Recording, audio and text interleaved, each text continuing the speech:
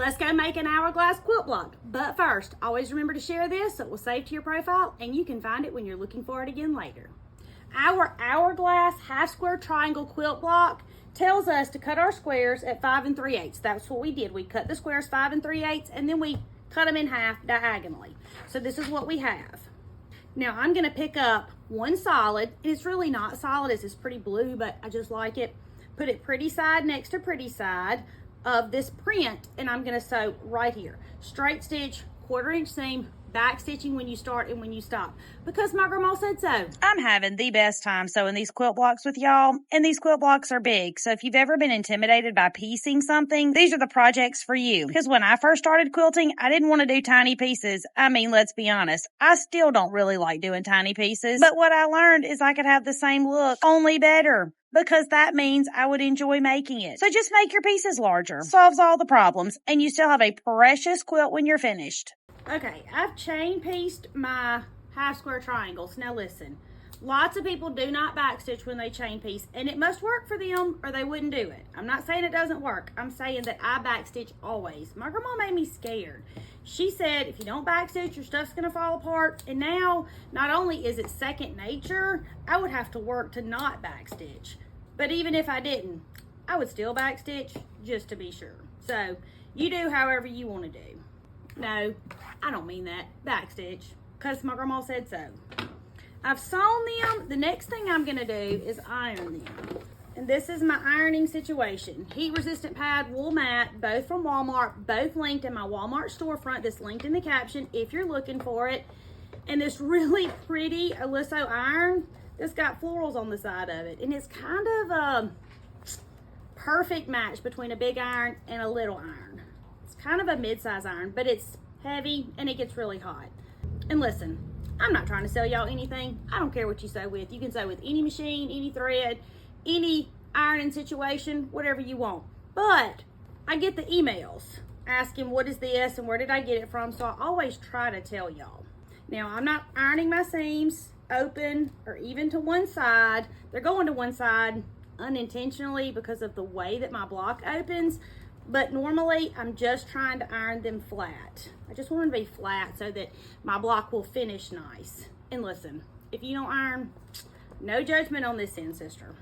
I sewed for a long time before I started ironing something, so that's okay. It'll come, or it won't, and that'll be fine too. So we've almost got them ironed, and then we're gonna lay them back out like our picture shows. And I'm definitely using the photo to lay mine out. And I'm just like y'all. Deciding where the fabric goes is the hardest part. Now, I did kind of decide what fabric was going where so I could cut my pieces.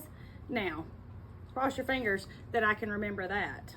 If I were you, which is what I should have done, is taking a photo. I should have laid it out, took a picture, and then at this point, I would pull my picture out and look and see where my blocks went, and I wouldn't be reinventing the wheel like I'm about to do.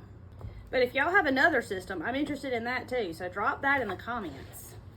Now, our block is an hourglass, so it's basically the 4 fabrics that go together. This is very similar to the blocks we made for our pillows that Missouri Star gave us the free download to. Okay, that's one.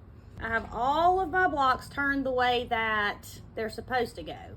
And this is what I want mine to look like. So after you've done this, make sure you look at it in that it is what you want it to look like, because after you sew it, ideally, this is what it's gonna be.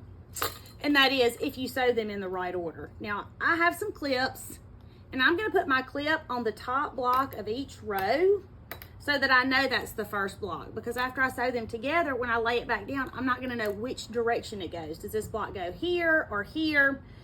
And this is just gonna help me keep it straight. But if this system doesn't work for you, sew 2 blocks at a time. Or if you have another system, I want you to use that. But I also want you to tell me about it, because we wanna know. I'm gonna take my first 2 blocks, I'm gonna pick this up, leave it my clip on, and I'm gonna turn it face down. So I want the bottom of this and the top of this, just like that.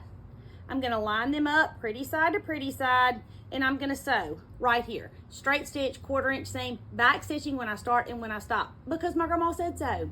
And yes, I'm making up the names of the quilt blocks as I go because quilt blocks go by so many different names. I thought, let's have a little fun with it. Mine are super southern and some are pretty funny, but if you want to call yours something different, that's what I want you to call them. There's a different cutting cheat sheet that posts every Friday on my Facebook page, and there's a link to the printable version. Click the link and go through the steps because there's a whole free printable library, and that's the only way to get to it. And I want you to have access to all of the free printables because I'm going to teach you how to sew every one of these quilt blocks one at a time. We're going to have a whole lot of fun, a whole lot of grace, maybe a few laughs, and definitely a visit with the seam ripper.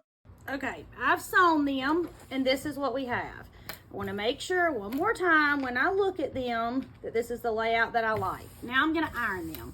So I do not square my quilt blocks up. I'm not telling you not to. If you want to square your quilt blocks up, I want you to. I just don't. Unless they're really off. And by really off, I mean like an inch. Lots of people do. It's just not something that I do. I'm just picking mine up row by row and ironing them. And then we're going to sew our rows together. And we're going to have a precious hourglass quilt block. Now I'm taking these quilt blocks and I'm going to make a sampler quilt. Meaning I'm showing y'all how to sew these. And when I get enough, I'm going to sew all of those together. Or that's my plan. I thought about a few different things, but then I thought, no, I want to sew all these quilt blocks together because they're so cute. Okay, here's our hourglass quilt block. One last time, look over it, make sure it's what you want it to look like. Then you're going to lay one row on top of the other, pretty side to pretty side. Straight stitch, 1/4 inch seam, back stitching when you start and when you stop. And make sure that your seams match, whatever you have to do. If you're the quilt police, keep moving. Pinch it, pleat it, pull it, whatever you got to do, because when this seam is off, nobody really notices. But when you get down here and one row is that much longer than the other, people notice. So make sure your seams match, pinch it, pleat it, pull it, whatever you got to do, and sew all the way down. When I'm done doing that, I'm going to open it up, then I'm going to sew the next row to it and the next row to it. My students always laugh when I say pinch it, pleat it, or pull it because they think that there's some magic formula, and there's not. The only thing that makes it better is practice. The more you sew, the more even your seam allowance is, the more your quilt blocks match. But until then, pinch it, pleat it, pull it. No one will know the difference. And they don't know that that's not the way it's supposed to be if you don't tell them, and we're not telling them. Okay, we have sewn it. Now let's iron it, and we're going to have our precious hourglass quilt block. And I want to know, what are y'all doing with these quilt blocks? Are you making an entire quilt out of each block? Are you making a sampler quilt like me? Or are you doing appliques and putting these quilt blocks in between it like my students? I want to know what you're doing. And y'all don't forget to email a photo to hometownquiltcompany@gmail.com. And y'all email me a lot. So I'm running them as fast as I can. I promise. Don't get frustrated if you don't see yours right after you send it. It's coming. Y'all keep sending them and I'll keep sharing them. Dun dun dun. Here's our hourglass quilt block. My name is Tammy. I'm your favorite sewing teacher and I would love for you to come sew with me.